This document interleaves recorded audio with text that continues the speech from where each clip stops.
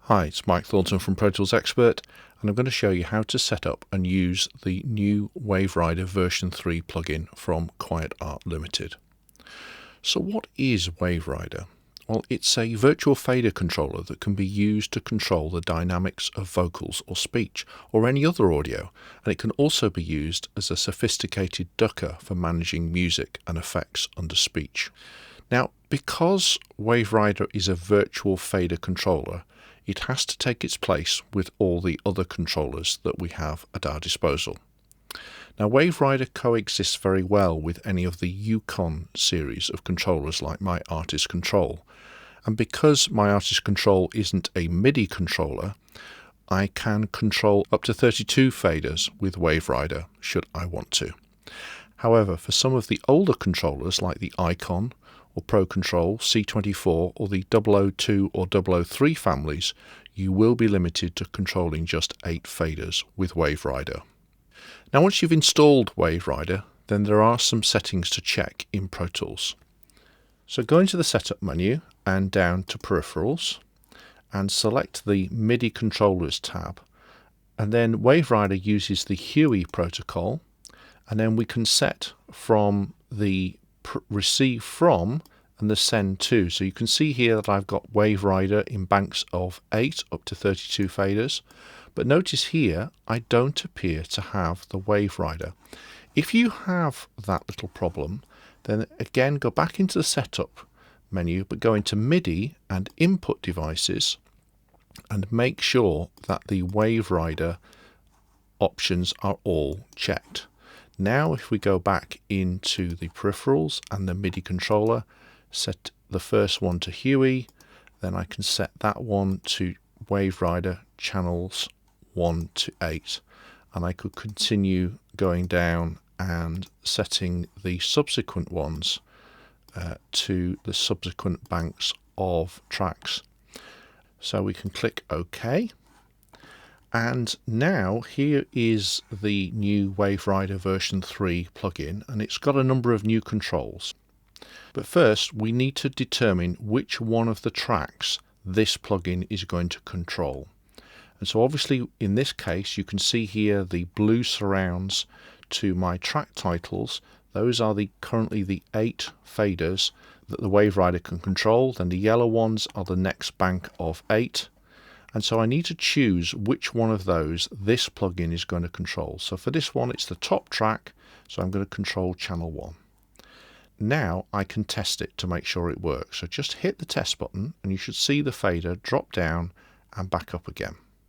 So now I've got WaveRider version 3 successfully configured for my system. So let's take a look at how we can use it. In this example, I'm going to show you how it can manage the vocals on this track. There is, notice, no compressor, and you can see even from the waveform that there is a serious amount of dynamic within this vocal line. And what in essence WaveRider is going to do is to try and get the audio that it's controlling to hit a target. You can see here this is nice target icon. And the closer you put these controls to the target, the closer the finished audio will be to that target. So what I'm going to do now is use one of the factory presets. So here I'm going to set it to vocals. It's a good starter. Again, so often with new plugins, it's really useful just to go and have a look at the presets because they will give you a really good indication of at least a good starter for 10 in the way that they should be set up. So the next thing I need to do before I attempt to use WaveRider is to put the automation into latch. It can be latch or write, but the WaveRider team do recommend that it's in latch. So I'm going to show you the volume automation so you can see what's happening. And notice that I've also changed the preset, and that's turned off my track usage.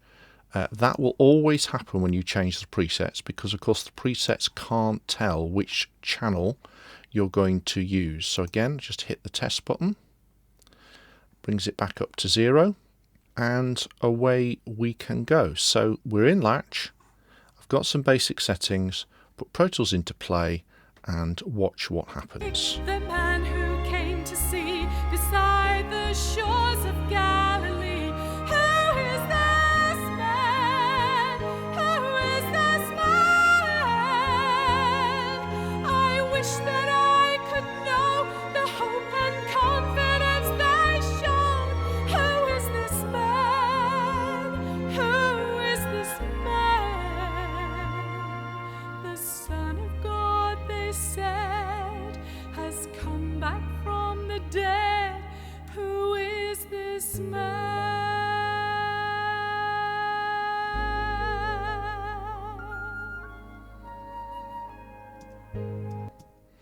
And you can see now that WaveRider has written the automation into the volume automation lane for this track. And it's looked at the audio and just managed it. And the degree of which it pushes and pulls the audio is really down to how we set these controls up. So at the moment I've got it sort of halfway between very tight, and there was very close to the target, and very loose. And this side controls what happens to the loud sound. So if it's too loud, so it goes above the target level, how much is it going to pull it down by? So it's called a ratio, so very similar to the ratio on a compressor or an expander. So pushing this control right over to close to target is a very, very high ratio, and pushing it away is very, very subtle. What I can do is, if I find this is too subtle, so if we just click here and zoom in a bit, so we just see this last little section. So if I now increase these two controls, what's going to happen is it's going to bring the quieter material much closer to the target and the louder material down much closer to the target. So we just hit play.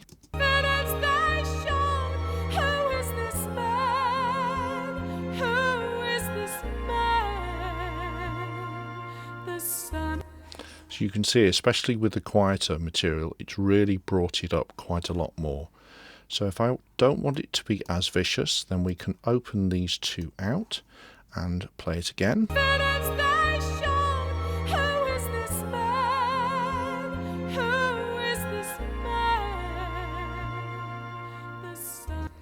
And you can see how much smoother that is. So that's a brief introduction into using WaveRider to manage audio tracks. So now let's take a look at WaveRider in its other mode, the ducking mode. Here is a simple trail package. So I've got the voiceover on this track and the music bed on this track. So it'd be really nice for WaveRider to be able to control the audio of the voiceover depending on what the audio of the main vocal track. So at the moment, if I just go to volume, WaveRider will perform just as you saw it with the music example and help to level out this particular voiceover, which is really quite useful, especially when you're putting voiceovers over the top of the music. To have a consistent level on the voiceover is really useful. So if we just put that into play now. Hello, it's me, Umberto. Don't know about you, but I think Christmas is a really stressful time. So why don't you take a rest from it all and join us on Christmas Eve at 9 o'clock and Christmas Day at 6 for a fantastic... So you can see how that's now just working with the audio and evening out the dynamics so that it sits well over this voiceover.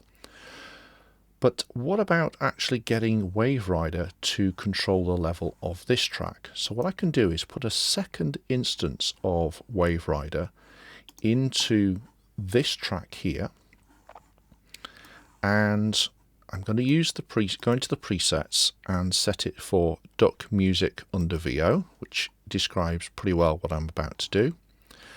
And we're just going to tweak it very slightly because this park level will determine what happens to the fader when there is no audio playing. So I want to know that the fader will go up to the appropriate point when, effectively when the ducking lets go. And also this control here determines by how much does the music get pushed down when we've got speech here. So you can control, in essence, the two ratios, where you want it to end up when there is no audio and where you want it to end up when you do have audio.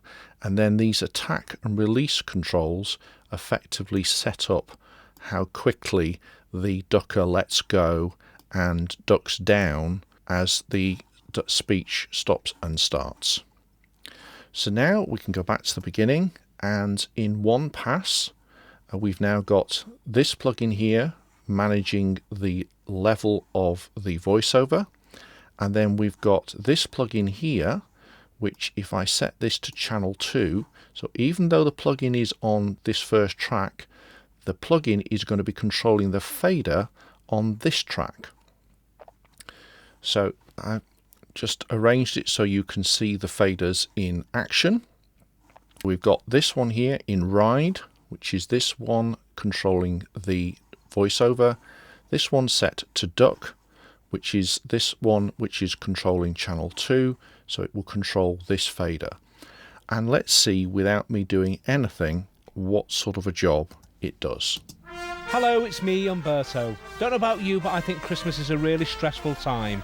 So why don't you take a rest from it all and join us on Christmas Eve at 9 o'clock and Christmas Day at 6 for a fantastic carol concert from the Bridgewater Hall featuring Leslie Garrett, the Greater Manchester Police Trumpeters and the Combined Hospitals Choir.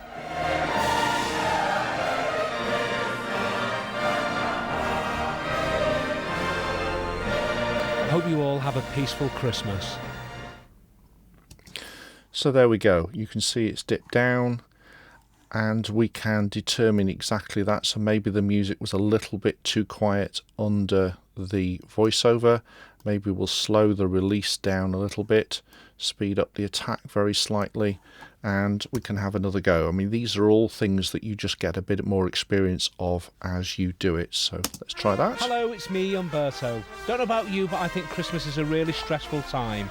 So why don't you take a rest from it all and join us on Christmas Eve at 9 o'clock and Christmas Day. So you can see that the bass level now is slightly higher, so we get a better speech to music balance. The Greater Manchester Police Trumpeters and the Combined Hospitals Choir. So that's just a little bit subtler there, because I've just slowed down the release a little bit. I hope you all have a peaceful Christmas.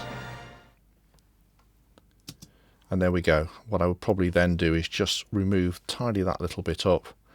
And hey presto, WaveRider both managing the voiceover level on one instance, this one here, and then the second instance of WaveRider managing the speech music balance.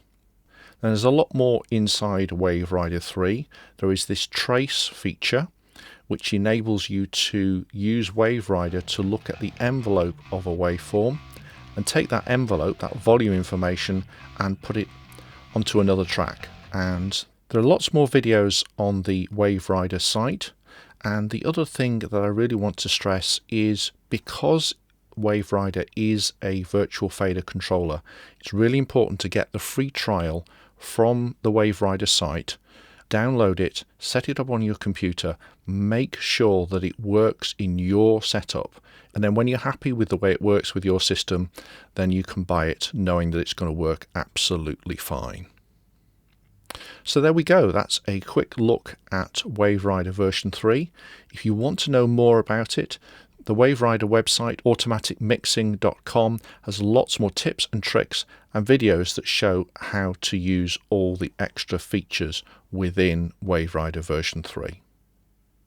See you again soon.